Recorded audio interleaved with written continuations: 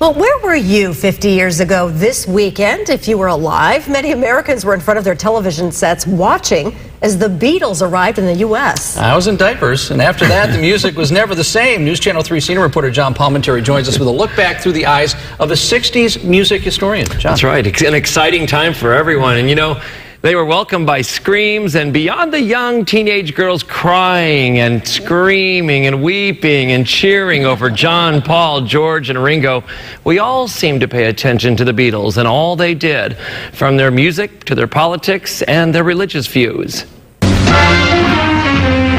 3,000 screaming teenagers are at New York's Kennedy Airport to greet, you guessed it, the Beatles. It was 50 years ago this week when we officially met the Beatles. First, when they touched down on U.S. soil. Ed Sullivan! Then, on the first of 3 consecutive appearances when families gathered to watch the popular Sunday night Ed Sullivan Show. Ladies and gentlemen, the Beatles! Close your eyes and I'll kiss you.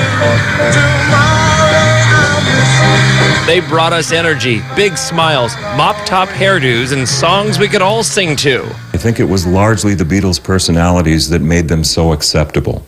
And you couldn't do better. Former Santa Barbara radio host Jerry DeWitt of the 60s Revisited show took us back in time by going through some vintage memorabilia. They didn't want to come and be the second-rate foreign act. They wanted to be somebody by the time they came, and they waited until they did that. He recalls the Beatles' music and the times that were a-changin'. They arrived in '64, and by Rubber Soul in 1965, they were already clearly changing directions and putting out music that at least made you think about things beyond boyfriends and girlfriends and holding hands. And John, I think even in '65 was saying, you know, that was great at the time. You can always go back, but it's just not where we are anymore. They took on new images, spoke about religious and political issues, and by 1970 they broke apart. These days, Apple Records, amazingly, has put all their work on a flash drive.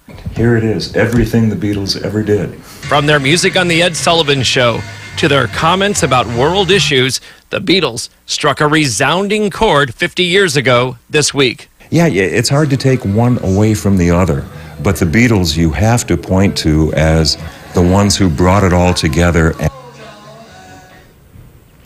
And in one of the clips we reviewed, legendary rock and roller David Crosby, who lives in the Santa Ynez Valley, was with the Byrds back in 1966, you might recall. And he can be seen peering out from behind the curtains during one of the Beatles' press conferences in Los Angeles, one of the many musicians in that era influenced by the Beatles.